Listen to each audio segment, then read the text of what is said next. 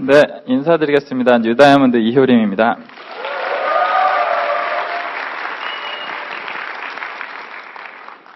다이아몬드 너무 되고 싶었는데 지지난주에 미국의 헤리티지 캠프에 다녀왔어요.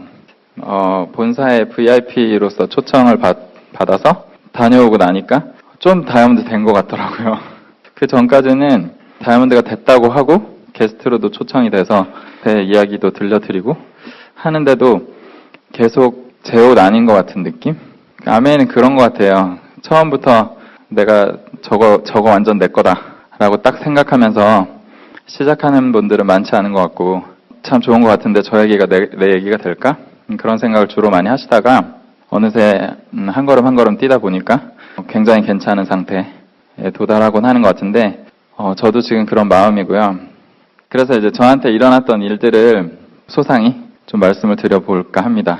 저는 사실은 인생을 되게 큰 범주에서 결정짓는 일이 있었어요. 근데 그게 되게 빨리 있었어요. 근데 그래서 그 일 때문에 제 인생은 사실 그 일이 없었으면 많이 방향이 달라졌을 거라고 생각하는데 그게 이제 어떤 일이었냐면 초등학교 1학년 때 있었던 일인데요. 저랑 굉장히 마음이 맞는 친구가 있었어요. 근데 그 친구랑 마음이 뭐가 그렇게 맞았는지 아무튼 엄청 맞아서 뭘 해도 재밌는 그런 친구였거든요. 근데 이제 초등학교 1학년이니까 8살, 7살 이러잖아요. 근데 우리는 서로를 15년 우정이라고 불렀어요. 15년 살지도 않았으면서. 근데 되게 마음이 맞았는데 하루는 이제 준비물을 갖고 가야 되는 날들이 많잖아요, 학교에는. 근데 준비물을 둘 다 안 가지고 와서 맞았는데요. 근데 저희 담임 선생님이 여자 선생님이셨고 20대. 근데 이제 저희를 어떻게 팼냐면 강목으로 이제 패셨어요. 근데 그래서 허벅지가 완전히 피멍이 들었었고 그게 굉장히 오래 갔던 기억이 나요. 뭐 초등학교 1학년이니까 선생님한테 좀 맞았다고 해서 뭐 원망을 하거나 그러진 않았거든요. 근데 맞았을 때까지만 해도 별 감정이 없었는데요. 시간이 지나면서 그 친구가 어떤 상황인지를 알게 되면서 되게 독특한 감정이 생기기 시작했어요. 그 친구는 어머니 아버지가 안 계셨어요. 그리고 할머니하고만 지냈는데 할머니는 아무런 능력이 없어서 기초생활수급자 같은 상태셨고 근데 이제 어머니 아버지가 왜 안 계셨냐면 그 아버지가 알코올 중독이라 기본적으로는 집에 안 들어오시는데 한 달에 한 3, 4일 정도 집에 들어오시고 들어올 때마다 그 친구를 패는 거예요. 그러니까 당연히 이제 뭐 애도 그러는데 와이프도 그랬겠죠. 그래서 이제 엄마가 도망을 갔거든요. 근데 그러다 보니까 그 처음에 이제 그걸 알게 된 게 제가 친구네 놀러 가려고 했는데 오늘은 아빠가 있어서 안 돼. 이제 이렇게 얘기하더라고요. 근데 이제 느낌이 뭐 아빠 있어서 놀러 못 간다고 하는 친구가 많죠. 근데 이제 그런 느낌이 아니어서 좀 이상하다라고 생각했는데 알고 보니까 이제 상황이 그랬던 거예요. 그래서 이제 그 친구 집에 가서 실제로 밥을 먹어본 적이 있는데 정말 발효를 넘어서 거의 뷔페된 수준의 김치 하나가 딱 있었고 그걸로 이제 식사를 같이 했던 기억이 나거든요. 그리고 그 친구는 의료보험증도 없어서 제가 의료보험증 빌려주고 그걸로 이제 저인 척하고 병원 가고 그러기도 했었어요. 그 친구가 준비물을 못 가져왔던 이유는 저 같은 경우는 사실 좀 덜렁댔어요. 그래서 그냥 제가 못 챙긴 거예요. 근데 이제 그 친구는 다 알고 있었는데 할머니한테 그 얘기를 하면 준비물 가져가야 된다라는 얘기를 하면 할머니가 돈이 없는 걸 뻔히 알고 슬퍼할 걸 아니까 일부러 얘기하지 않은 거였어요. 근데 이제 그렇게 맞은 거죠. 그러다 보니까 상황을 조금 곱씹어 보게 됐는데 되게 기분이 썩 좋지 않은 감정이 생기더라고요. 근데 우리가 뭐 기분이 나쁘다, 좋다, 행복하다, 슬프다 이런 식의 감정은 금방 생기는데 그게 이제 왜 생겼는지를 파악하는 데는 시간이 좀 걸리잖아요. 그러다 보니까 그 당시에 초등학교 1학년짜리가 그 감정을 해석할 수는 없었는데 시간이 지나다 보니 그때 제가 생각했던 감정이 이 세상이 뭔가 잘못된 것 같다는 감정이었다는 걸 알게 됐어요. 그 친구는 자기가 태어나고 싶어서 태어난 것도 아니고 태어나 보니 그런 가정이었고 잘못한 거 하나도 없었고 오히려 효심으로 얘기하지 않은 거죠. 그랬는데 그렇게 맞은 거죠. 근데 그러다 보니까 뭘 잘못했지? 정말 모르겠는데 초등학교는 또 의무교육이잖아요. 자기가 안 가고 싶다고 해서 안 갈 수 있는 것도 아니고 그런 곳에서 그렇게 해서 맞았으니 정말 이 세상이 뭔가 잘못된 것 같다. 그런 생각이 되게 많이 들었는데요. 그러다 보니까 그 사회 구조적인 것에 대한 관심이 되게 빨리 생겼어요. 그래서 초등학교 고학년, 뭐 중학교, 고등학교, 대학교 이렇게 넘어가면서 뭐랄까 그냥 이렇게 스쳐도 될 법한 주제들에도 내부적으로는 어떤 구조가 돼 있고 어떻게 돌아가는 거고 저게 흐르면 어디로 가는 거고 그런 것들이 이제 되게 관심이 많이 생겼었거든요. 근데 그거 하고 또 하나 이제 특별한 경험을 하게 되는데요. 그게 이제 뭐냐면 전 되게 많이 아팠어요. 전 태어날 때부터 이제 피부가 깨끗하지 않았어요. 그 신생아들이 태어나면 아기들 피부는 정말 좋잖아요. 근데 이제 저는 아기 때도 피부가 좋지 않았는데 이게 크면서 점점 나빠지기 시작을 하더라고요. 근데 이제 그 약국에 갔는데 약국에서 잘 모른다고 그랬고 병원으로 가보라고 했고 근데 병원에서도 잘 모르겠다고 했고 큰 병원으로 가보라고 계속 그렇게 했었는데 제가 이제 굉장히 심각한 상태에서 더 이상 큰 병원에 갈 수 없는 그런 병원에 가서 거기에서 이제 되게 내공이 깊어 보이는 의사 선생님이 우리나라에도 아토피가 이렇게 심해지는구나 라는 얘기를 하셨어요. 근데 그래서 제가 그 순간에 아토피라는 말을 처음 들었어요. 근데 지금은 아토피 뭐 유명하잖아요. 사실은 일반 분들도 이렇게 지나가다 보면 저 아토피 같다 이렇게 딱 짚어낼 수 있는데 그 당시에는 약사, 의사, 피부과 의사도 잘 모른다고 했었어요. 근데 제가 이렇게 얘기하면 되게 옛날 사람 같이 느껴지는데 아무튼 그 당시에 그랬거든요. 근데 그게 이제 처음부터 태어나면서부터 막 그렇게 심했던 건 아닌데 시간이 지나면서 점점 심해지면서 상황이 어떻게까지 흘렀냐면 목을 기준으로 해서 아래쪽은 전체가 다 피가 났어요. 그러니까 전신 아토피가 있다라고 하는 그 경우가 그 뜨문뜨문 여기저기 아토피가 있는 거를 전신 아토피라고 하는데 저는 괜찮은 피부가 어디였는가가 없었어요. 그러니까 손바닥이랑 발바닥이 딱 조금 괜찮았고요. 그걸 제외하고는 다 목을 기준으로 밑에는 다 피가 나고 위에는 진물이 흘렀거든요. 근데 이제 그 진물이 서 있거나 앉아 있으면 좀 괜찮은데 그 누워 있으면은 거의 줄줄 새요. 근데 그러니까 누울 수가 없어서 앉거나 서거나 이렇게 해야 되는데 그리고 가려운 것도 굉장히 심하잖아요. 뭐 긁지만 않아도 좋을 텐데 이런 얘기들을 이제 주변에서 하죠. 근데 그 가려움은 참을 수 있는 가려움이 아니에요. 그거를 이제 참으려고 하면 손을 묶어 놓던지 해야 될 텐데 그렇게 하면 그 묶은 손을 이렇게 다 끊어버릴 수 있을 정도의 괴력이 생길 만큼의 그 고통스러운 가려움이거든요. 그러니까 일반적 가려움이 아니라서 그걸 뭐 참을 수는 없어요. 그걸 만약에 참는다, 진짜 못 긁게 만든다, 그러면 아마 정신병 걸릴 거예요. 그래서 이제 그렇게 가렵고 하다 보니까 제가 잠도 30분 정도밖에 못 잤어요. 30분을 잤다는 거는 이제 기절을 한 거죠. 잔 게 아니고. 근데 이제 누웠다가 깨보면 시간이 30분밖에 안 흘러서 시계를 보면서 이상한데? 라는 생각이 들어요. 그래도 나름 잔 건데 30분 만에 일어났다는 게 믿어지지가 않아서 저게 그럼 11시간, 12시간 이렇게 지난 건가 싶어가지고 밖을 보면은 똑같아요. 날이. 그러니까 진짜 말 그대로 30분 잔 거죠. 잠깐 기절했다 깬 거죠. 그 시간이 너무 짧으니까 한 2-3시간이라도 잘 수 있으면 좋았을 건데 이제 그런 생각이 계속 들고요. 그러다 보니까 이제 굉장히 우울했죠. 집안 분위기가 너무 우울할 수밖에 없었고 저는 원망을 굉장히 많이 했어요. 이게 1초 1초가 괴로운 일이니까요. 그냥 멍 때리고 있을 수가 없거든요. 그래서 뭐 하루를 산다. 그 하루가 저한테 너무 길고요. 1시간도 사실 길어요. 그래서 1, 2, 3, 4 이렇게 해서 10초 세고 그거 6번 하면 1분 가는 거고 그거를 60번 해서 1시간을 보내고 그러면서 이제 사는 거죠. 그러다 보니까 사실 가고 싶다는 마음이 굉장히 자연스럽게 많이 들더라고요. 이렇게 살 수는 없다. 너무 힘들다. 이제 그런 생각이 많이 들었는데 그래서 저는 개선이 어떻게 언제 될지는 모르겠는데 만약에 이런 식으로 살면 30을 못 넘길 것 같다는 생각을 했었어요. 근데 이제 10대밖에 안 됐는데 간다는 게 너무 억울하더라고요. 그리고 이제 제 고등학교 때 인터넷이 막 보급되고 있었거든요. 인터넷이 보급되니까 이제 친구들은 신세계를 만났어요. 온라인 게임을 할 수 있게 된 거죠. 그래서 이제 막 너무 좋아라 하고 뭐 그런 분위기였는데 저는 기억이 나는 게 그 포털 사이트에 처음으로 쳤던 게 그 작별하는 방법에 대한 2글자 있잖아요. 그걸 쳤거든요. 근데 이제 요즘에는 그걸 치면 공익 광고가 나와요. 근데 그 당시에는 그런 공익 광고가 없었고요. 그냥 뭐 몇 가지가 나왔어요. 방법이. 근데 가능할 것 같은 거, 해도 될 것 같은 거가 없더라고요. 쉬워 보이는 게. 그래서 뭐 이렇게 뭘 생각을, 이런 방법, 저런 방법, 이렇게 생각을 해봐도, 그거 못하겠다라는 생각이 들어서, 버티는 거야. 그냥 버텨. 계속 그렇게 생각했거든요. 그 샤워도 하긴 해야 되잖아요. 근데 이제 전신이 그런 상태니까 상처 난데 물이 닿으면 되게 따갑죠. 근데 이제 그러니까 샤워를 최대한 안 하고 싶으니까 버티다가 그것도 이제 한계가 있으니까 어떻게 샤워를 할 수 있냐면 상처에 물이 닿은 다음에 다시 닿으면 좀 나아요.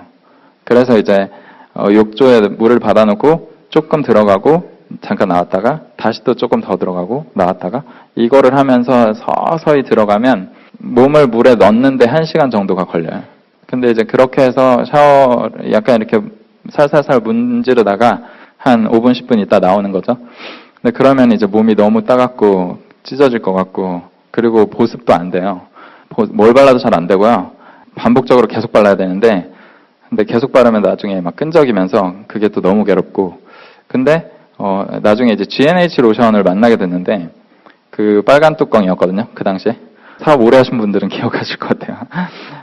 그 빨간 뚜껑 로션이 저렴한데 반복해서 여러 번 발라도 괜찮더라고요. 뭐 10번, 20번을 발라도 처음 바른 것 같은 느낌이라 이 로션 되게 신기하다. 이제 그런 생각을 했었어요. 근데 아무튼 이제 그런 식으로 계속 사는 거죠. 저희 아버지는 이제 그 직업 특성상 해외 출장 다닐 일이 많으셨어요. 근데 그래서 이제 가면은 뭐 관광을 좀 하거나 아니면 그 지역에 기념품을 사거나 이럴 수도 있는데 그런 거 전혀 관심 없고 그 아토피에 좋다는 거. 그래서 다 저희 집에 전 세계 무슨 허브, 뭐 비누, 로션, 뭐 각종 뭐 입욕제랑 뭐 희한한 게 진짜 많았어요. 그리고 이게 지금 제가 몇 가지만 말씀드려서 그러는데 그 도저히 이론적으로 믿어지지 않는 이상한 방법들도 참 많이 접하게 됐거든요. 왜냐면 이렇게 동네를 한 바퀴 돌면은 애가 너무 아파 보이니까 막 달려오세요. 그 주로 주부님들이 소리 지르시면서 막 어머 이러시면서 오시는데 근데 이제 그것도 하루 이틀이지 맨날 그런 아줌마들을 만나면 굉장히 그게 너무 싫거든요. 근데 어쨌든 와서 막 여길 가봐라 이걸 해봐라 하는데 정말 뭐 택시를 타도 택시 기사분도 그 카드와 통신을 굉장히 많이 모아놓으신 분들이기 때문에 그런 것도 또 알려주시고 그래서 정말 많은 별의별 걸 다 해봤는데 개선이 되지 않았어요. 근데 그 기간에 그냥 괴로운 세월들이 계속 가니까요. 옛날에 그 뭔가 이 세상이 잘못된 것 같다라는 그 기억이 지워지지 않고 계속 떠오르더라고요. 그러니까 저는 그냥 저 하나 행복하고 싶다라는 생각을 계속 하는데요. 근데 일단은 건강해져야지 행복하긴 할 텐데 근데 이제 제가 몸이 안 좋으니까 저를 아껴주는 모든 사람들은 저를 볼 때 괴로워했었거든요. 그러니까 본인들끼리 있을 때는 웃고 떠들 수도 있겠죠. 근데 이제 제가 워낙 불쌍한 상태로 있으니까 저하고 있을 때는 이제 되게 그분들도 굉장히 슬퍼하는 상태가 되는 거죠. 근데 그래서 이제 나를 아껴주는 사람마저도 행복하지 않으니 거꾸로 생각해서 나 하나 행복해지려고 하면 내가 아끼는 사람들도 다 행복해야겠다. 이제 그런 생각이 드는데 근데 이 세상이 뭔가 잘못된 것 같았고 시간이 지나면서 사회를 보다 보니까 사회적 문제는 굉장히 많이 있었고 그래서 그냥 생각의 시작은 작게 시작을 한 건데 그냥 나 하나 좀 편하고 싶다. 나 이렇게까지 괴롭고 싶지 않다. 이제 그냥 그 생각에서부터 출발한 건데 주변까지 행복해야 되고 그 주변에는 주변이 있고 그 주변에 주변이 또 있잖아요. 그러니까 사실은 그 소소한 바람이 진짜 진정으로 이루어지려면 이 세상 자체가 정말 행복해지지 않으면 안 될 것 같다. 이제 그런 생각이 들더라고요. 근데 그런 생각을 한참 하다 보니까 그 당시에 제가 할 수 있을 것 같다라고 생각을 그러니까 뭐 해볼만 하다 라고 생각을 했던 부분은 뭐였냐면 영향력을 키워야 된다는 생각이 참 많이 들었어요. 아픈 거는 제가 컨트롤할 수 있는 문제가 아니기 때문에요. 당시에는 아무것도 생각이 없는데 근데 이제 그거는 컨트롤을 할 수 없으니 거기에 매달려서 내가 아프니까 아무것도 못하잖아 라고 계속 생각을 하면 답이 없잖아요. 근데 그래서 일단은 뭐 건강해진다고 가정하고 그게 어떻게 가능할지 모르지만 가정하고 근데 이제 뭘 해도 안 됐지만 제가 병원에서 어떤 얘기를 좀 많이 들었었냐면 종합병원, 대학병원 이런 데서 교수님들이 서로 모여가지고 회의를 하고는 저한테 운명으로 생각해라 이렇게 말을 많이 하셨었어요. 근데 이제 그것도 저한테는 되게 해석하기가 힘든 일이었어요. 그러니까 뭐 현대의학으로는 고치기 힘들 것 같다. 뭐 이렇게 말했으면 제가 안 되나 보다 이제 이렇게 생각을 하고 금방 이해는 했을 텐데 운명으로 생각하라고 말하니까 저게 그럼 내가 생각을 뭐 어떻게 고쳐 먹어야 된다는 건가? 이제 뭐 잘 모르겠더라고요. 무슨 말인지. 네, 그래서 이제 병원에 그렇게 좋은 감정은 썩 없어요. 그렇다고 제가 의사를 싫어하지는 않으니까 여기 의사분들 계시면 오해하지 마시고. 근데 이제 그런 얘기들을 많이 들어서 거기에서도 다 포기했는데 안 된다고 했는데 내가 어떻게 개선이 될지는 모르는 일이죠. 근데 그렇지만 그건 어쨌든 제가 컨트롤 못하니까 내려놓고 나아진다고 가정하고 나 하나의 행복, 그 다음에 내 주변 사람들의 행복, 뭔가 잘못된 세상을 바꾸는 거 그런 걸 전부 다 하나로 단어를 응축하면 영향력이 일단 있어야 내가 뭐 좋은 생각을 한다고 하더라도 그걸 실행을 해보든 말든 할 테니까 영향력을 키워야겠다는 생각을 되게 정말 강렬하게 했는데요. 근데 그 당시에 제가 영향력을 키워볼 수 있는 일은 사실 하나밖에 없었어요. 저는 이제 학생이었고 특별한 그 능력이 없는 학생이었고 그래서 어떤 특별한 뭐 달란트가 있거나 했으면은 뭐 그걸 통해서 영향력을 키울 수도 있었겠죠. 근데 저는 그런 애가 아니었기 때문에 그냥 공부 하나에다가 몰입을 해보는 거 말고는 초이스가 없었거든요. 그래서 공부를 굉장히 열심히 하기로 했는데요. 고등학교 3학년이 됐어요. 근데 고등학교 3학년도 전 되게 어렵게 됐어요. 왜냐하면 고등학교 2학년 때 계속 학교를 빠질 수밖에 없었어요. 그런 상황이니까. 근데 이제 그 담임 선생님한테 전화가 왔어요. 며칠만 더 결석하면 제가 고3에 못 올라간대요. 근데 뭐 무슨 상황인지 들어보니까 질병 결석, 무단 결석 다 하고 더 하다 보니까 출석 일수 부족 상태라는 게 있더라고요. 그래서 이제 제가 고3에 못 올라가고 유급되는 상황이 되는 거예요. 뭐 소위 말해 꿀은 형 이런 게 되는 거죠. 근데 보통 그 꿀은 형들은 뭘 잘못해서 꿀으시잖아요. 근데 이제 저는 그런 건 아닌데 꿀은 형이 되는 거죠. 정말 내 인생은 어디로 흐르는 걸까? 이제 되게 복잡했는데 근데 그 선생님께서 잠깐만 왔다 가면 지각, 뭐 조퇴, 결석 이런 거 다 아니고 전체 출석을 한 걸로 쳐주는 걸로 선생님들을 다 이렇게 설득을 본인이 하셨대요. 근데 그래서 이제 너무 감사하게도 그렇게 해주셔서 제가 진짜 내복 입고 수건 감싸고 그래서 잠깐 갔다가 앉아있고 집에 오고 이렇게 꽤 학교를 다녔었거든요. 근데 그러다가 이제 겨우 고3에 올라간 거죠. 근데 그때 친구들이 이제 우리도 고3이구나. 그러면서 되게 우울했어요. 그리고 300일 남았다고 그러면서 그랬는데 근데 저는 이제 그 얘기 들으면서 나도 300일 좀 남았으면 좋겠다. 이제 그런 생각이 들었어요. 왜냐면 공부를 하다가 언젠가 딱 아프면 전 그날부터 공부를 못 하니까요. 근데 이제 좀 왔다 갔다 했는데 고등학교 3학년 초에 상태가 좀 괜찮았거든요. 그래서 내가 아프는 그날까지 승부를 내야 된다. 그게 며칠일지 모르겠는데 정말 최선을 다 해보자. 그런 생각을 했고 그리고 저는 이제 재수할 자신이 진짜 없었고요. 그리고 제가 그 생활을 실패한다는 거는 그 수험 생활을 실패한다는 거는 그냥 좀 좋은 대학에 갈 거를 좀 못 가고 그냥 좋은 상태로 좀 살 거를 못 살고 이런 개념이 아니라 전 상황이 정말 좋지 않으면 세상을 살아갈 자신이 없었어요. 그러니까 스트레스에도 되게 취약하고 제가 건강에 약하다는 걸 뭐 너무 잘 알고 있기 때문에 일하고 싶으면 뭐 일하고 근데 쉬고 싶으면 얼마든지 쉬고 이런 게 가능해야 겨우 뭐가 좀 되지 않을까 싶은데 근데 일을 그렇게 열심히 해도 사람들이 다들 그렇게 힘겹게 살아가는데 내가 일을 좀 했다가 막 쉬려면 마음대로 쉬었다가 이제 이러는데 되게 괜찮은 상태로 산다는 게 무슨 일이 있는지도 모르겠고 근데 그러니까 어떤 일이 있을지 그게 가능할지 말지 몰라도 상당히 괜찮은 상태까지 가야지 될 것 같다는 생각 때문에 그러려면 수험생활 정말 잘 보내야 된다는 생각이 너무 강했었거든요. 근데 그래서 제가 어떻게 했냐면 내가 몇 시간 자면 제일 조금 잘 수 있는 상태인지를 확인하는 걸 먼저 했었어요. 당시 분위기가 4시간 자면 뭐 붙고 5시간 자면 떨어지고 이런 분위기 사당오락 한참 얘기 많았었잖아요. 근데 이제 독한 애들은 3시간 자고 막 그런 분위기였는데 근데 저는 그렇게 못 줄이겠더라고요. 제가 줄여본 미니멈 시간은 6시간이었어요. 근데 6시간도 막 1시에 자고 7시에 일어나보고 12시에 자고 6시에 일어나보고 이런 걸 막 했는데 11시에 자고 5시에 일어나니까 약간 컨디션이 괜찮더라고요. 그냥 저는 아무튼 그런 뭐 바이오리듬이었던 거죠. 근데 그래서 그렇게 6시간을 자자. 그리고 나머지 18시간에 내가 할 수 있는 맥시멈을 다 해보자. 만약에 내가 100일간 공부를 할 수 있다면 1800시간이 이제 제가 공부할 수 있는 맥시멈 시간이겠죠. 근데 그래서 초시계를 재고 공부할 때는 안 할 때는 딱 끄고 근데 그렇게 해서 막 하는데 그리고 또 이제 공부가 그런 게 있잖아요. 몰입이 딱 들어가면은 잘 되는데 이게 이제 풀린 상태에서 다시 들어가려면 안 되잖아요. 근데 그런 것도 너무 아까운 거죠. 제 목숨이랑 연관되어 있는 시기였기 때문에 너무 아까운 상황이었고 그래서 이제 그 몰입해서 한번 들어가면 빠져나오기가 싫은 거예요. 빠져나오면 안 된다는 강박도 있고 그래서 이제 넌스톱으로 공부할 수 있는 맥시멈 시간도 재보고 했는데 결과는 어땠냐면 어느 날 초시계를 그날 이제 공부를 딱 마치고 껐는데요.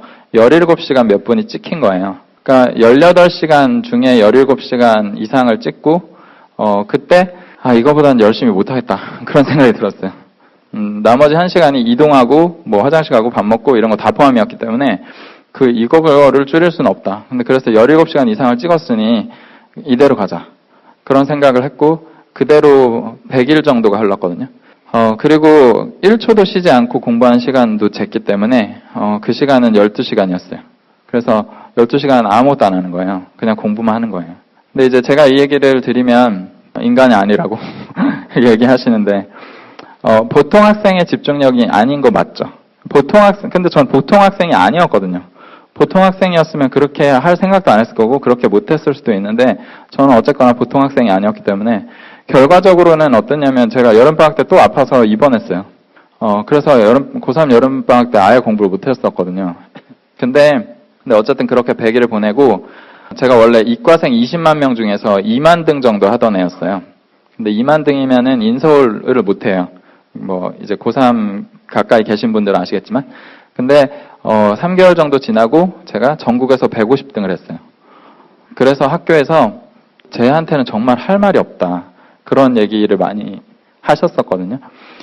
근데 이제 여름방학 때 또 아파서 막 바닥을 또 쳤다가 나중에 수능 근방에 가서 이제 다시 회복해가지고 제가 이제 포항공대 생명과학 전공으로 이제 학교에 입학하게 됐거든요.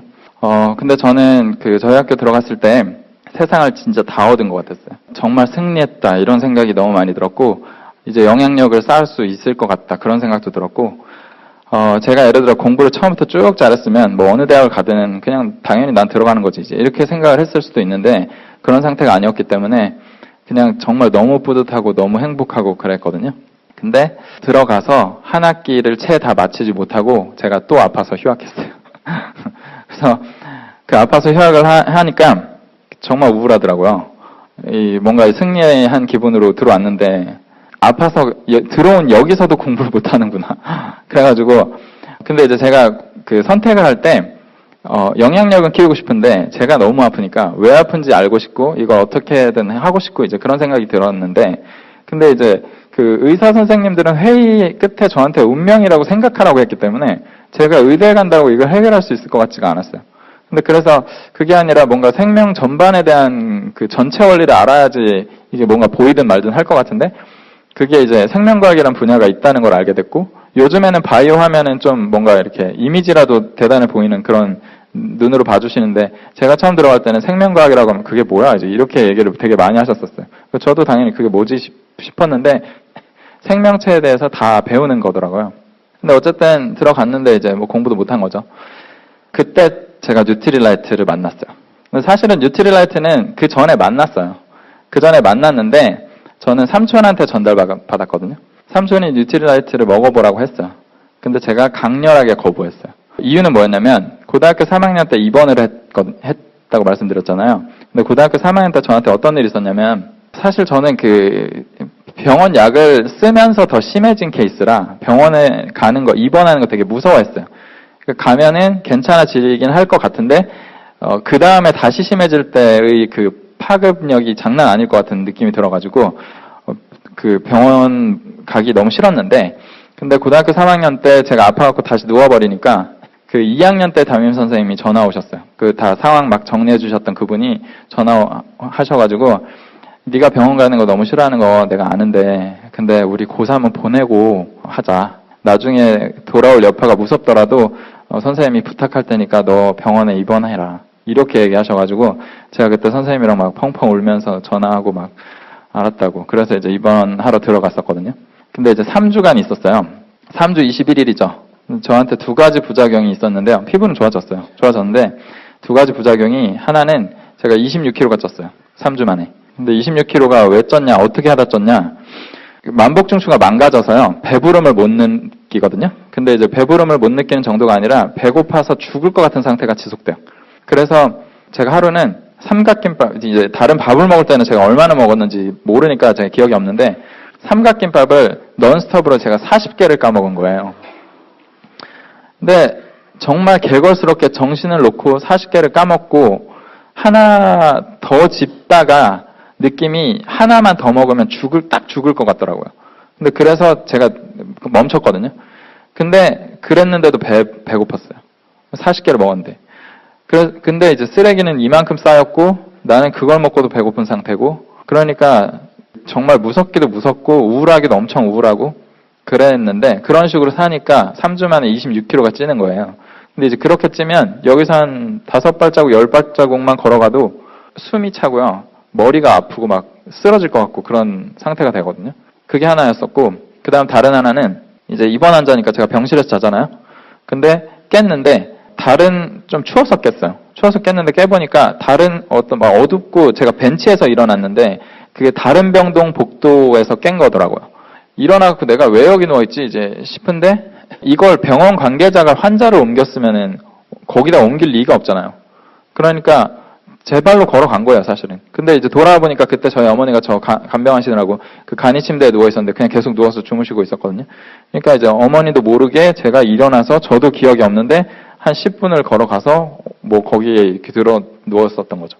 이렇게 정신병 같이도 오고 사람이 완전히 이상해지니까요. 그냥 정말 특이한 경험을 그래서 많이 하게 됐어요.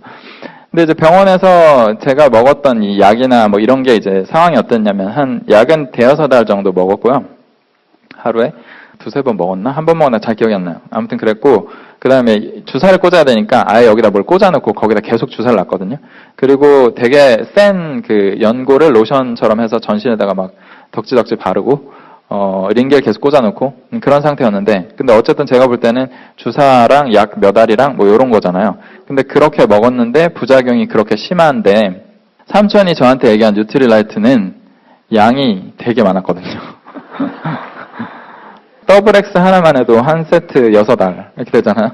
그래서 근데 이제 뭐 하루에 그걸 몇 번 먹으라고 하고, 그 다음에 아세로라 C라는 게 있는데 그거는 많이 먹어도 괜찮다면서 막 얘기하는데, 근데 어쨌든 뭐 많더라고요. 뭐 이것도 있고 저것도 있고 뭣도 있고 막 많은데 하나도 안 들리고, 어쨌든 알약이네, 그리고 되게 많네 라고 생각하니까 이걸 먹으면 죽겠구나 싶어가지고 제가 되게 강렬히 거부했던 거거든요. 먹으면 진짜 딱 먹으면 쥐약 먹는 것처럼 딱 죽을까봐.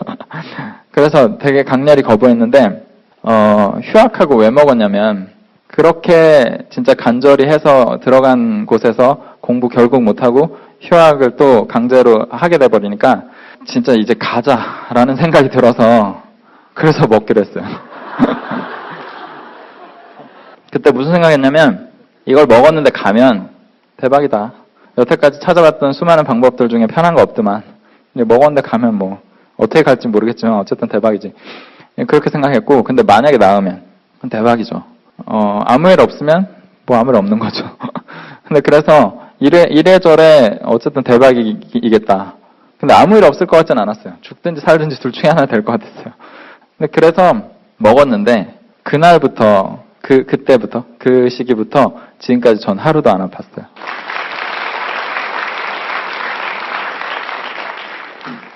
제가 뉴트리라이트에 대해서 얼마나 고마움이 있을까요? 전 이 회사가 무슨 회사인지 너무 궁금했어요. 근데 그리고 이 회사가 무슨 회사든 평생 나랑 인연을 같이 가야겠다, 이제 이런 생각이 들었고, 뭐랄까 인격체 같은 느낌이 들면서 뭐 잘해주고 싶은 거예요. 근데 이제 어떻게 잘해줄 수 있는지는 잘 모르겠는데 어쨌든 잘해주고 싶다는 생각이 되게 많이 들었거든요. 근데 저는 아메이의 사업에 대해서 비전을 본 거는 사실은 그거보다 빨라요. 아메이에 대해서 좋게 생각하면서도 제가 뉴트리 안 먹은 거거든요. 근데 아메이의 비전을 본 건, 사업적인 이야기를 들은 건 언제냐면, 제가 뉴트리 처음에 전달 받을 때쯤 삼촌이 아메이 사업도 알려줬어요. 근데 어떻게 알려줬냐면 그때 제가 고3이었거든요. 근데 이제 저희 삼촌은 저희 집이랑 굉장히 가까이 살았어요. 그리고 사이가 좋았어요. 그 자주 왕래가 있었어요. 근데 어느 날부터인가 집에 안 오더라고요. 그래가지고 뭐 안 오나 보다 이제 이렇게 생각했는데 알고 보니까 안 온 게 아니고 새벽에 온 거였어요. 시간이 바뀌었던 거죠. 근데 이제 지금 생각하면 그래요. 좀 정상적 시간에만 왔어도 우리 엄마 아빠한테 그렇게 핍박받지 않았을 텐데 라는 생각이 들어요. 너무 희한한 시간에 오니까 자야 되는데 아무리 친하고 뭐 그런 거 다 떠나서 그 시간에 오면 누가 좋아하겠어요. 근데 이제 그때 자주 왔었어요. 근데 이제 전 그러니까 모르다가 하루는 이제 화장실에 가고 싶어서 깨가지고 나갔다가 이제 방문을 딱 열었는데 세 분이 이렇게 앉아 있었거든요. 근데 그 세 분이 무슨 말을 막 하고 있었던 것 같아요. 근데 그러다 제가 나가니까 탁 스톱됐어요. 근데 분위기가 되게 음산한 느낌이 들었어요. 분위기 굉장히 안 좋았어요. 제가 비몽사몽간에도 느낄 수가 있었어요. 근데 어쨌든 화장실 갔다가 저는 이제 잘 거니까 다시 방에 들어와서 이제 자려고 했는데 근데 좀 이따 삼촌이 따라 들어오는 거예요. 근데 따라 들어와서 전 침대가 있었고 의자가 있었는데 그 의자에 앉아서 한숨을 그렇게 쉬는 거예요. 한숨을 끊임없이 계속 막 계속 한숨 쉬는 거예요. 근데 전 되게 우울한 애잖아요. 근데 우울한 애 옆에서 그렇게 한숨 쉬면 안 돼요. 되게 우울한데 계속 한숨 쉬니까 너무 그게 막 듣기가 싫어가지고 왜 그러냐고 했는데 왜 그러냐 물어도 말도 없고 답도 없고 계속 한숨만 계속 쉬니까 아니 왜 그러냐고 얘기해보라고 아니면 가든가 이제 그러니까 이제 얘기를 하는데요. 첫 마디가 뭐였냐면 하다가 너무 못 알아듣는다 이렇게 얘기하시더라고요. 너무 이제 엄마 아빠한테 아메 얘기를 했나 보죠. 너무 못 알아들었나 보죠. 그래서 답답해갖고 저기서 한숨을 엄청 쉬다가 너무 못 알아듣는다 이제 이렇게 얘기를 했는데 제가 지금 목소리가 들려야 되니까 지금 좀 밝은 톤으로 말하지 정말 우울한 톤으로 너무 못 알아듣는다고 했어요. 근데 이제 뭐를 못 알아듣는지 뭐 못 알아듣는 게 뭔지 왜 그렇게 한숨 쉬는지 막 물어봤죠. 근데 그러니까 저한테 사업 설명을 했어요.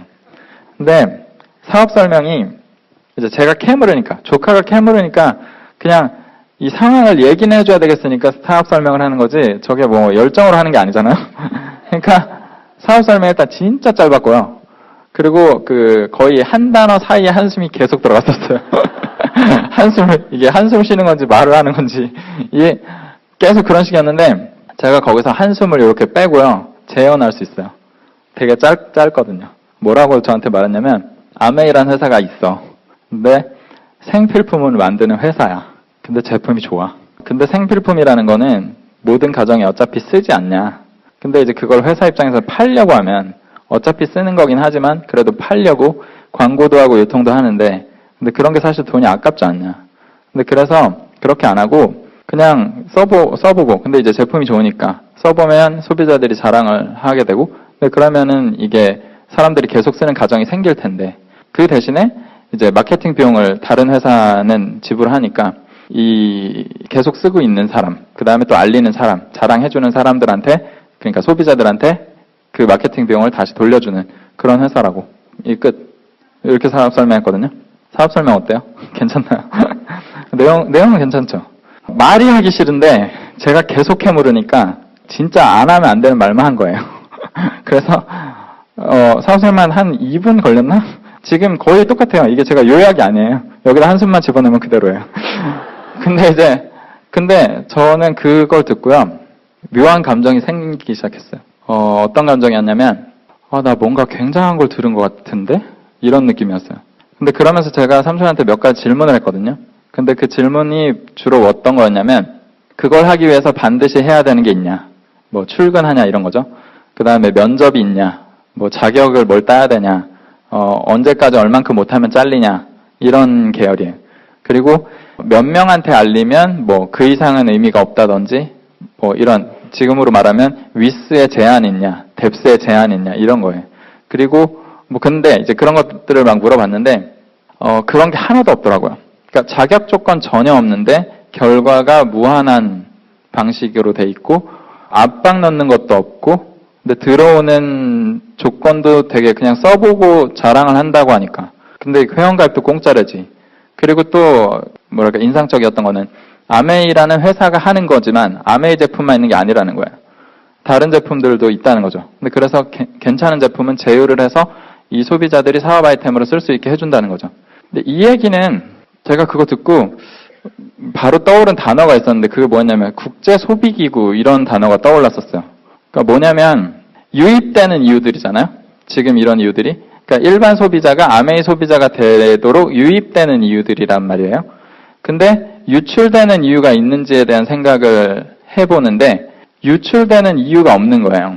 왜냐하면 회사가 있고 소비자가 있는데 이익 분배 주체가 딱 그렇게밖에 없고 다른 게 껴들어오는 게 없잖아요. 근데 그리고 보통의 회사들은 그 회사가 만드는 생태계에 관여자가 되게 많아요. 사실은 광고도 중요하니까 언론사도 관여자라고 할 수 있고 유통도 중요하니까 유통회사도 관여자라고 할 수 있고 거기에 하청이 있다면 그 하청업체도 관여자라고 할 수 있고 그러다 보니까 그 관여자들이 어떻게 되면 갑질을 하게 되면 회사가 되게 힘들어질 수도 있는 거죠. 근데 이 회사는 하나의 회사가 소비자들과 완벽한 생태계를 갖추고 이익도 정확하게 그 안에서만 나누니까 이 생태계가 만들어지면 작든 크든 굉장히 강렬한 시스템이 만들어지는 거죠. 누구도 건드릴 수 없는. 근데 이제 그런 시스템이 너무 효율적이다 보니까 유입되는 이유는 충분한데 유출된 이유가 없으니 시간이 지나다 보면 포화가 될 수도 있는 거고 그리고 이 회사가 자기 회사 제품에 대해서만 닫고 있으면 모르겠는데 제휴를 하잖아요. 그러니까 어쩌면 그 전 세계 소비를 다 여기서 관장할 수도 있겠다는 생각이 막 들더라고요. 포화될 수도 있겠다. 이제 그런 생각이 들었어요. 근데 이제 포화는 사실은 실제 세계에서 포화 없거든요. 문화도 없고 회사도 없고 종교도 없고 뭣도 없고 아무것도 없어요. 포화된 것 찾아보면 아무것도 없어요. 왜냐하면 반대파들이 알아서 막아줘요. 포화를 시킨다는 건 굉장히 어려운 일이에요. 그런데 포화를 논한다는 건 이게 진짜 포화될 거니까 이제 제가 사업을 하다 보니까 사람들이 네 말대로 하면 포화되잖아. 그래서 그러면 안 해. 뭐 그 말이 안 되잖아. 안 해. 뭐 이런 얘기들을 하던데 저는 그게 되게 이해가 안 됐던 게 현실에서는 어차피 그런 일은 없는데 포화를 논한다는 건 굉장히 매력적이고 굉장히 좋다는 거죠. 그러니까 포화를 떠올려 볼 만큼 경쟁력이 있다는 거죠. 근데 그러면 진짜 포화될 거라면 빨리 깃발 꽂아야죠. 그리고 제가 이 세상이 뭔가 잘못된 것 같다는 생각을 한참 하고 있었잖아요. 근데 이제 이 일을 통해서라면 그게 어느 정도 바운더리까지일지는 모르겠지만 들어오는데 제약이 없으니까요. 보통 괜찮은 기회는 다 제약이 많거든요. 뭐 시험을 잘 봐야 된다든지 인맥이 많아야 된다든지 돈이 많아야 된다든지 뭐 이런 게 있잖아요. 연예계는 어떻죠? 잘생기거나 예쁘지 않으면 못 들어가잖아요. 뭐 어쨌든 다 제약이 있단 말이죠. 근데 이거는 제약이 없는데 근데 이 안에서 만들어낼 수 있다라고 말하는 그 결과가 무한하니까 이렇게 제약이 없는데 이렇게 괜찮은 구조가 도대체 어디 있지라는 생각이 들어서 이거 우리 집이 반드시 해야 되겠다는 생각이 들었어요. 근데 그래서 그날 삼촌이 그 성의 없는 사업 설명을 해주고 제가 이제 가라 그래서 보내고 근데 누웠는데 이제 누워서 이런 생각 지금은 그때보다는 훨씬 더 정리된 언어로 지금 말씀을 드리고 있는 거지만 대략 뭔가 이렇게 막 생각이 막 스치면서 잠이 안 오더라고요. 근데 그래서 막 약간 가슴이 설레는 느낌도 들고 근데 이제 그러면서 그날 하나 생각했던 게 뭐였냐면 이거 우리 집이 해야겠는데 우리 집에서 누가 제일 유리하지? 누가 이 일을 하기에 제일 좋지? 라고 생각을 했는데 엄마인 거예요. 엄마. 그래서 엄마를 시켜야겠다. 이제 이런 생각을 하면서 잤어요. 근데 그 다음날 일어나서 제가 엄마한테 얘기했어요. 우리 집에 삼촌 왜 와? 물었어요.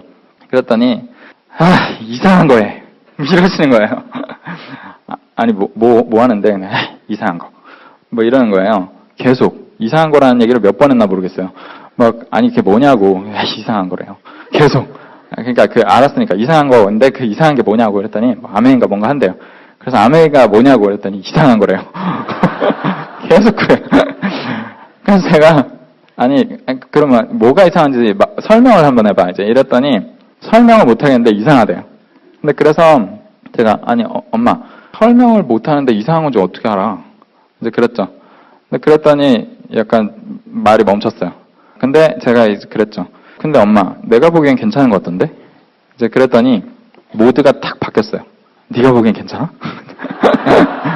그래서 아니 엄마 근데 제품은 좋아? 그러니까 제품 좋아 딱 얘기하자마자요.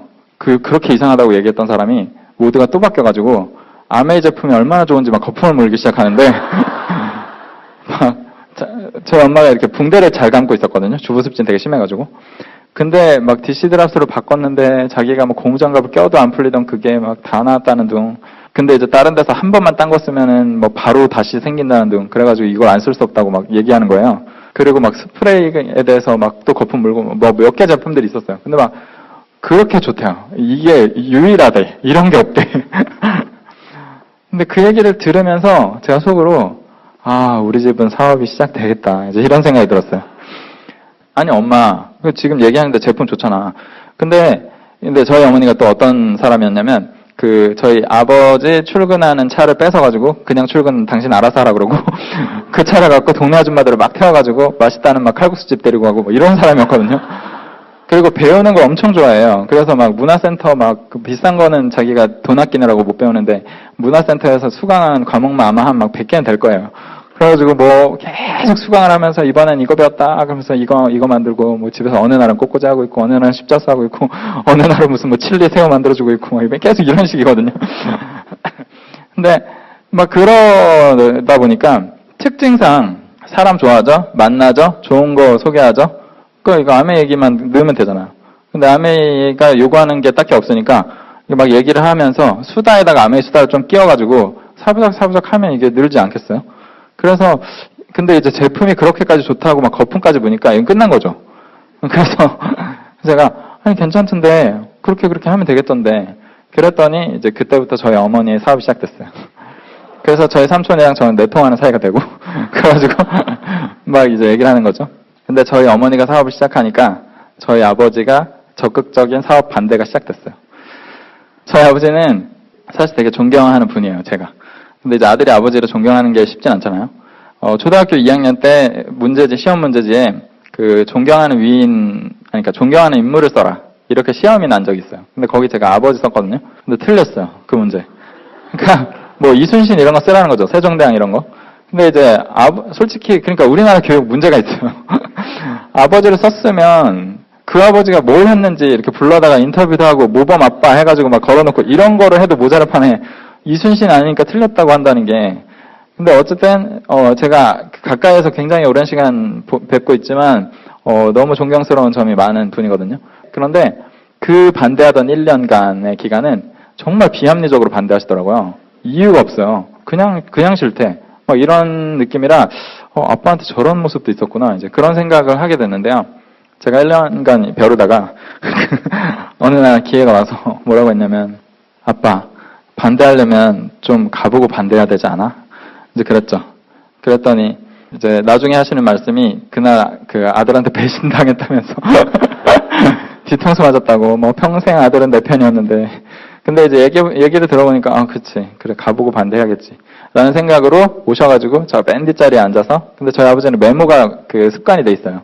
그래갖고 오셔서 저 두 남매를 엄마랑 남동생이니까 그 두 남매를 뜯어 말릴 이유를 찾겠다. 그래가지고 이제 막 적으신 거죠. 근데 적고 그 강의가 딱 끝나는 그 순간에 이 사업은 우리 집이 해야 되는 사업이다. 그래서 이제 그때부터 부모님의 사업이 시작된 거예요. 부모님이 사업을 만약에 못했으면은 제가 좀 더 빨리 사업에 조인했을 수도 있을 것 같아요. 근데 저희 부모님이 되게 사업 잘하셨어요. 그래서 이제 부모님도 다이아몬드고 저희 삼촌도 다이아몬드거든요. 그런데 이제 제가 이 얘기를 이렇게 풀 스토리를 할 수 있을 때는 하는데 아닐 때는 절대 하지 않아요. 그 이유는 뭐냐면 제가 그냥 툭 던지면 제가 2세 사업자인 줄 알잖아요. 근데 저는 2세 사업자가 아니에요. 그러니까 2세 사업자를 나쁘게 보는 게 아니고 정확하게 맞는 말을 해야 된다는 거예요. 2세 사업자면 2세 사업자라고 말하고 아니면 아니라고 말해야 되는 거죠. 근데 오해받기 싫다는 거죠. 제가 시킨 거잖아요. 제가 시켰어요.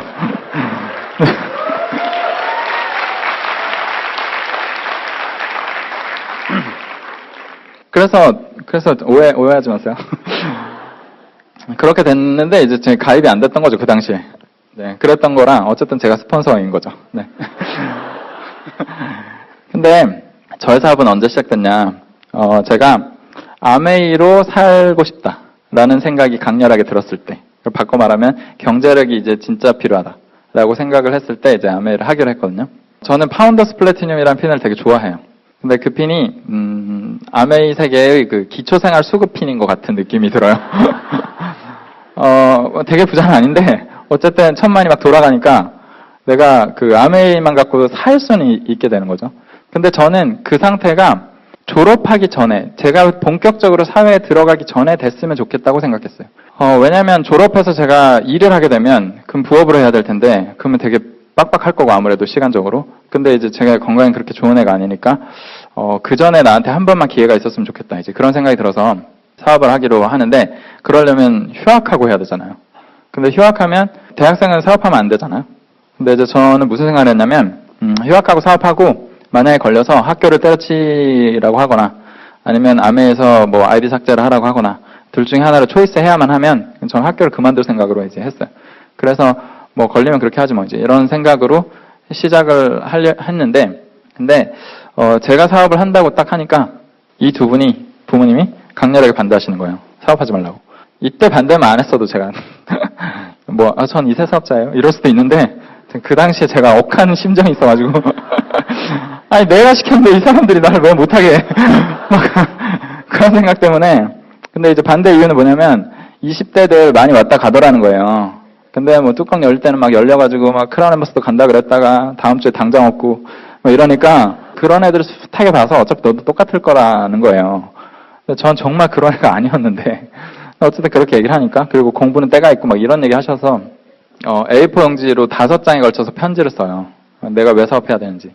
근데 이제 5장을 쓰려고 쓴 게 아니라 막 쓰다 보니까 5장이 된 거예요. 근데 그래서 제출.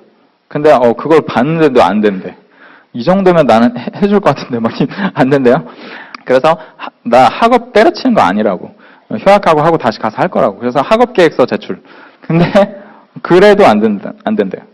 당시에 저는 2년만 시간이 있었으면 좋겠다고 생각했는데 그러려면 제가 조기 졸업을 안 하면 2년의 휴학 기간이 없는 상태였었어요.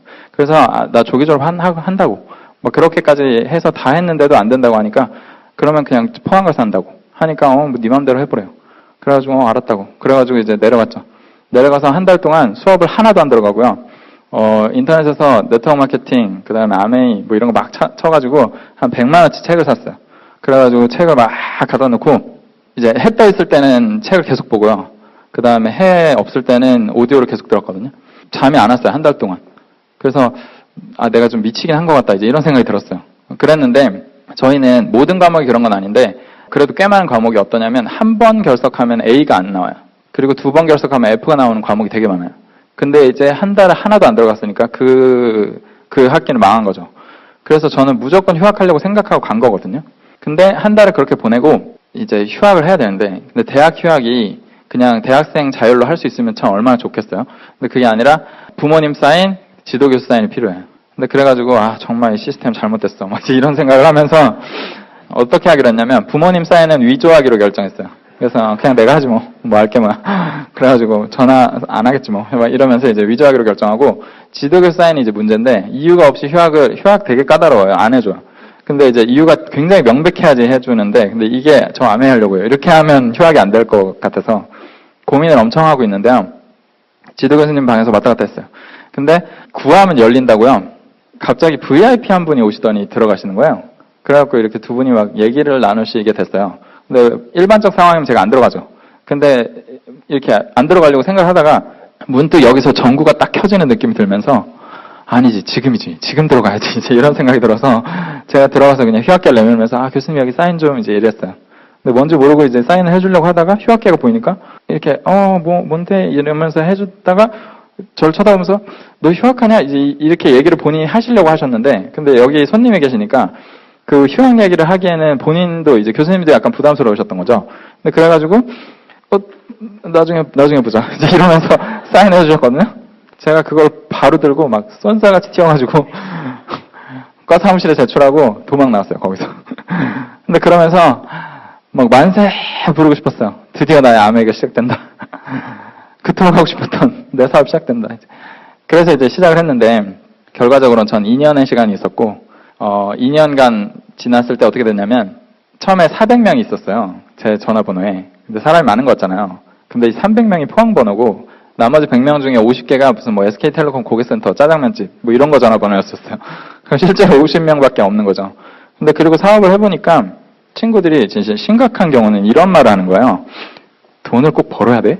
막 이러면서 엄마한테 달라고 하면 안 돼? 막 이러는 거예요. 그때 제가 24살이었거든요. 진짜 충격받았어요. 24살도 이런 말 하는구나.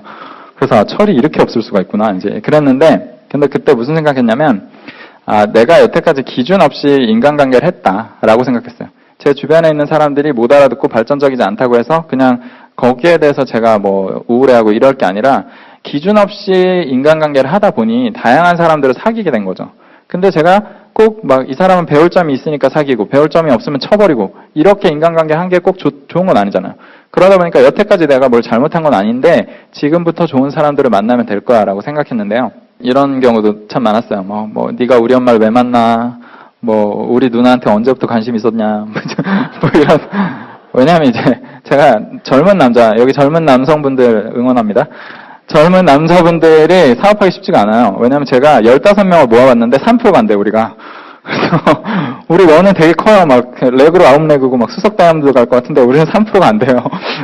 근데 옆에서 어떤 주부님이 혼자 9% 하셔. 진짜 충격적이었어요. 와, 막.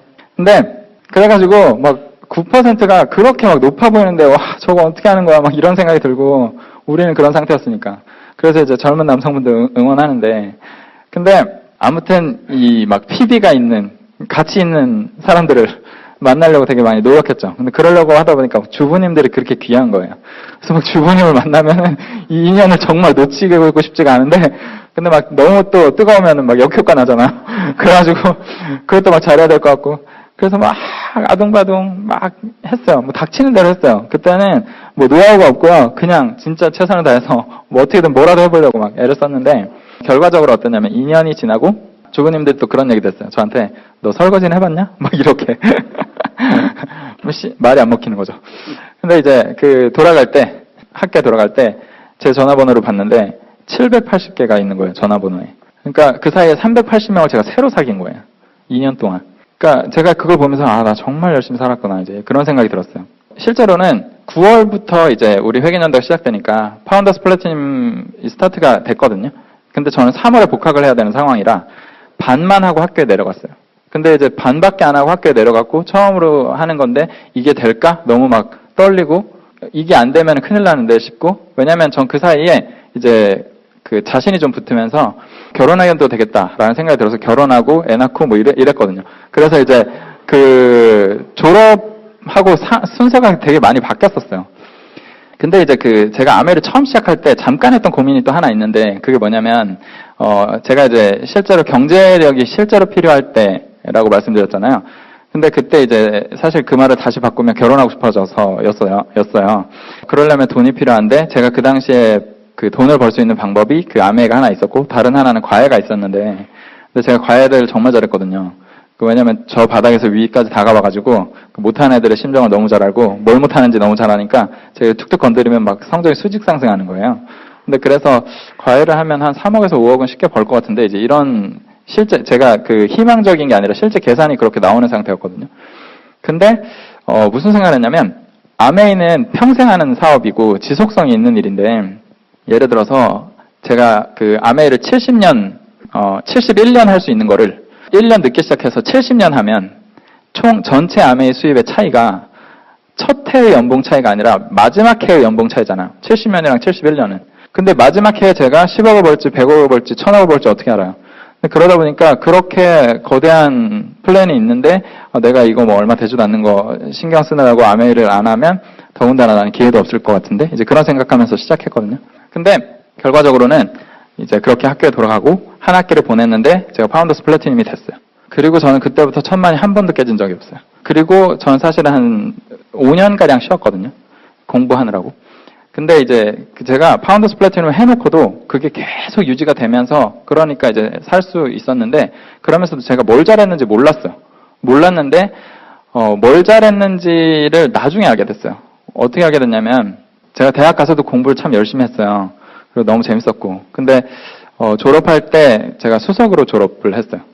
근데 이제 그 포항공대에서 수석으로 졸업을 해보니까 기회가 엄청 많아요. 뭐 거의 아무 기업이나 찍으면 갈 수 있고 어느 학교든 찍으면 또 갈 수 있고 그냥 뭐 막 되게 전 세계적으로 유명한 어디든 거의 모든 기회가 열려 있다고 느꼈어요. 근데 그리고 제가 이제 시험에 좀 강한 상태가 되다 보니까 뭐 고시든 뭐든 다 패스할 수 있을 것 같고 다 열린 것 같은 그런 느낌이었거든요. 근데 이제 저는 당연히 아메이 다시 하는 거죠. 그런 마음이었는데 진짜 신기한 게요. 모든 사람들이 제가 다 그 스펙을 얘기하니까 이제 그렇게 됐다고 얘기하니까 이제 뭐 해? 라고 다 물어봤어요. 근데 제 소비자들은 다 뭐라고 했냐면 너무 축하한다고. 근데 그러면 이제 우리 다시 얼굴 볼 수 있겠네요? 마침 WX가 떨어졌는데 그거 하나 갖다 줄 수 있냐고. 이런 반응이었거든요. 그러니까 너무 반응이 달라요. 일반 사람들은 막 와 대단하다면서 뭐 인간이 아니라면서 그러면서 이제 뭐 하냐고 막 그런데 제가 아메 한다 그러면은 뭐 아깝다고 뭐 이런 식이었는데 제 소비자들은 다 그런 반응이었거든요. 그러니까 제 소비자들은 아메이가 얼마나 대단한지 본인들도 다 알고 있었던 거예요.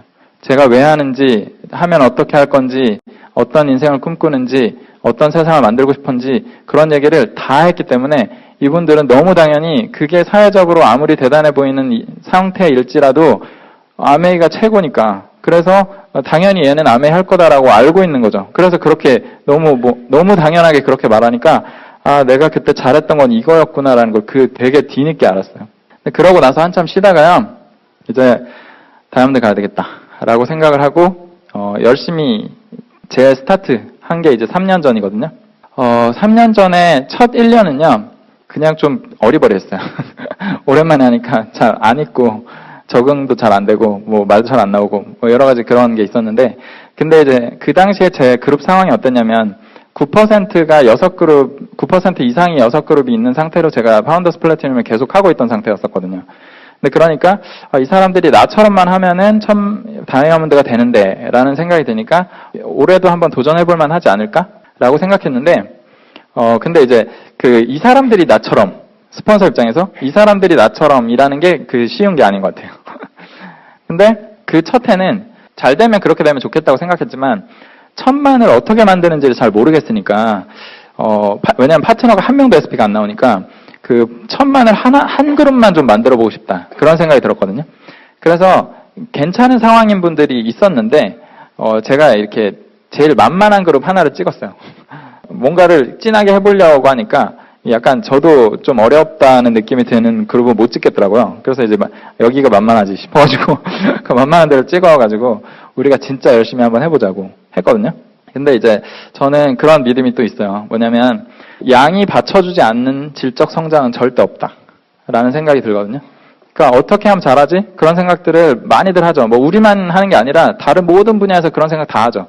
근데 양적으로 완벽하게 받쳐주는 상태여야지 그 다음 질적 성장이 있을 수 있지 머릿속으로 생각하면서 뭐 더 잘해보고 싶다고 백날 얘기한다고 해서 그게 되지 않는다는 거 너무 잘 알고 있거든요.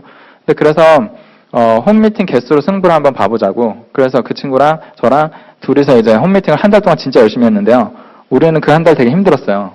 너무 바빴고 했는데 한 달이 지나서 홈미팅을 우리가 몇 개를 하고 있는지 봤더니 자 20개 정도를 하고 있더라고요. 그러니까 20개는 30일인데 열흘은 놀았다는 거죠.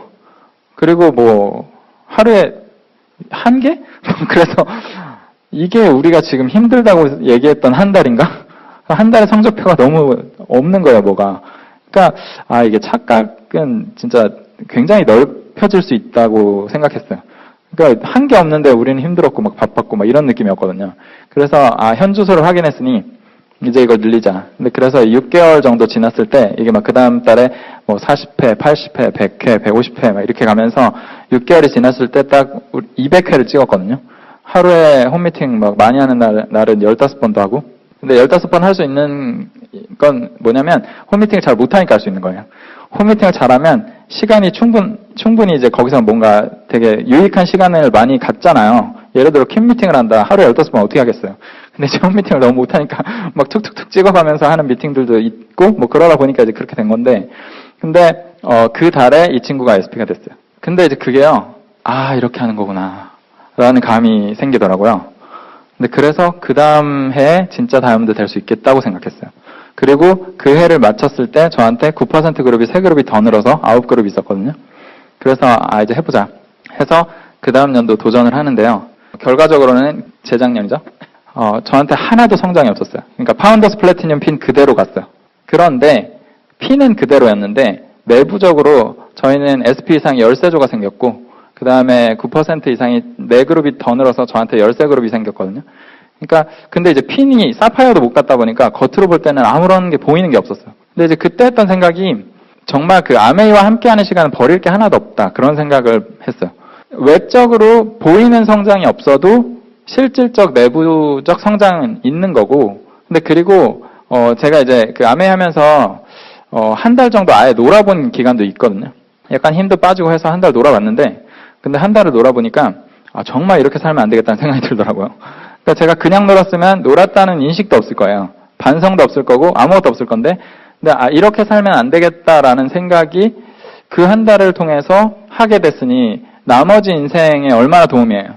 그래서 아메이와 함께하는 시간은 정말 버릴 게 없다. 근데 그리고 제가 여기 처음 왔을 때 그 당시에 느낌은 어르신들이었는데 지금은 보니까 막 우리 같이 늙어가고 있는 것 같네요. 막 이러면서 얘기하는데 근데 그분들이 저한테 뭐라고 해주셨냐면 이곳에서의 1년은 사회 경험 10년 한 거 이상의 경험을 주니까 믿고 잘 있어 보라고 하셨는데 그 얘기가 되게 편안했거든요.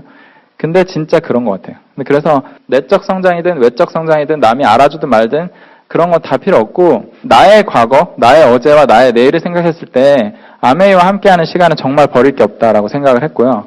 그래서 그 다음 연도가 이제 이번 마감한 회계연도인데 지금 이 상황에서 다이아몬드를 못 가면 안 되는 거 아닌가 이제 해서 이대로 쭉쭉 가보자 라는 마음을 지금 이제 먹고 있었고 그래서 사파이어, 파운더스 사파이어, 에메랄드, 다이아몬드 한 번에 성취를 했거든요.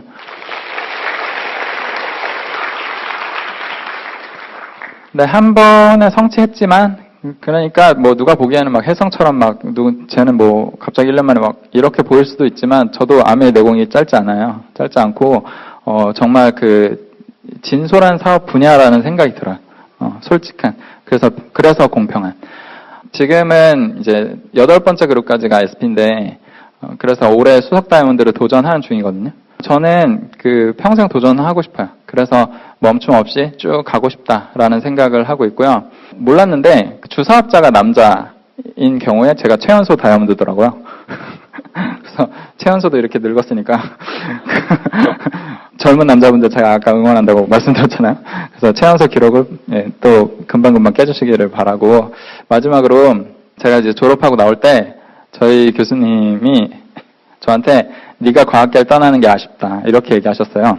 근데 이제 제가 속에서 그래서 그전에는 그러니까 제가 이제 다시 복학해서 돌아갔을 때 막 그 결혼하고 애도 있는 상태에서 공부를 하고 이러니까 너 도대체 어떻게 사냐 이제 이렇게 물어보셨었는데 그때 제가 아메의 결과가 조금 있어요. 그냥 이렇게만 말했거든요. 근데 이제 그때는 막 진지하게 길게 대화가 없었는데 졸업할 때 이제 그렇게 얘기하시니까 제가 그래도 진심으로 갖고 있는 얘기는 한번 드려야 되겠다는 생각이 들어서 저 과학계 떠나는 거 아니라고 우리 학교가 그래도 있다 보니까 과학계에 기여하는 바가 있지 않냐고. 근데 김호길 초대총장님이랑 박태준 명예회장님이 같이 이제 설립을 한 건데, 근데 사실은 과학에 관심 있는 학자는 되게 많지 않냐고. 근데 경제인이 실제로 자본가가 과학에 관심을 가지면 실제로 일을 진행할 수 있는데, 근데 이제 우리 학교 출신 재벌이 한 명도 없지 않냐고. 근데 그래서 저 그거 해보려고 가는 거라고.